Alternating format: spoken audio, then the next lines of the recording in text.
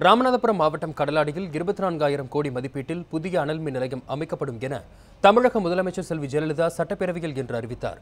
110 விதியின் கீழ் இது தொடர்பான அறிவிப்பை வெளியிட்ட அவர், இந்த மின் நிலையம் 4,000 மெகாவாட் மின் திறன் கொண்டதாக நிறுவப்படும் என்றும் குறிப்பிட்டார்.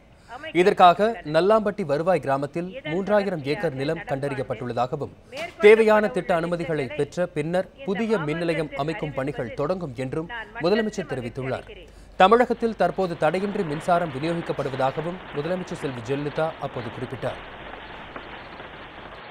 20,000 மெகாவாட் மின் நிறுவுத்திறன் ஏற்படுத்தும் நோக்குடன் பல்வேறு திட்டங்கள் என்னால் அறிவிக்கப்பட்டு அதற்கான பணிகள் துவங்கப்பட்டுள்ளன.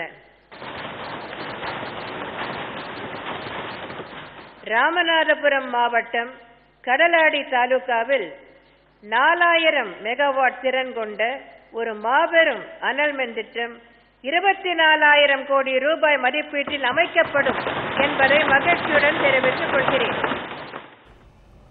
இதேபோல் ஒருங்கிணைந்து ஜவுளி பூங்கா அமைக்க முன்வரும் தொழில் முனைவோருக்கும் தமிழக அரசின் சார்பில் 2 கோடியே 50 லட்சம் ரூபாய் வரை நிதி உதவி தமிழக அரசால் அறிவிக்கப்படும் என்றும் முதலமைச்சர் செல்வி ஜெயலலிதா அறிவித்துள்ளார். மேலும் பட்டு துணிகளின் உற்பத்தியை மேம்படுத்தி அதன் மூலம் நெசவாளர்களுக்கு தொடர்ந்து வேலைவாய்ப்பினை உறுதி செய்ய கோஆப்டெக்ஸ் நிறுவனங்களில் விற்கப்படும் பட்டு ரக துணிகளுக்கு 15% சிறப்பு தள்ளுபடி அறிவிக்கப்படுவதாகவும் முதலமைச்சர் அறிவித்துள்ளார்.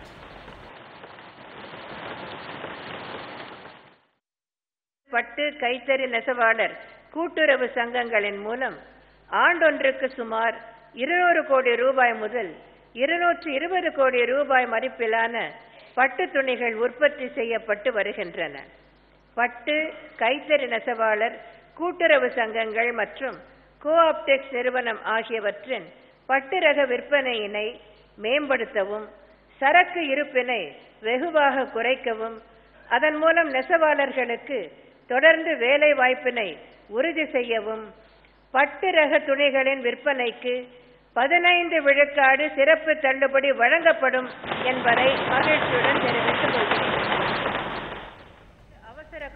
தமிழக சிறைத்துறையின் கீழ் செயல்பட்டு வரும் 9 மத்திய சிறைகள், 3 பெண்கள் தனிச்சிறைகளில் உள்ள 13 மருத்துவமனைகள் மற்றும் 30 அவசரகால ஊர்திகளுக்கு 2 கோடியே 34 லட்சம் ரூபாய் மதிப்பீட்டில் 13 வகையான உயிர்காக்கும் மருத்துவ உபகரணங்கள் வாங்கப்படும் என்றும் முதலமைச்சர் அறிவித்துள்ளார்.